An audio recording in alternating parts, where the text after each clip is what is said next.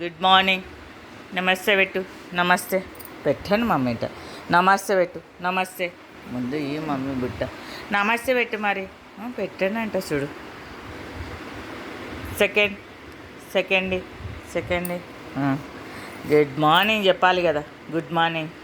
లక్కీగాడని నేను అన్నం పెడుతుంటే కదండి, లక్కీతో పాటు ఇంకొక డాగ్స్ ఉన్నాయి, అది చనిపోయింది. వాళ్ళ నాన్న చనిపోయినాడు. ఎందుకు నిన్న పాపం లక్కీగాడు నా కళ్ళ ముందరనే చనిపోయాయండి. ఎంత చేసిన పాపం నీళ్ళు పోసే లోపలనే చనిపోయినాడు.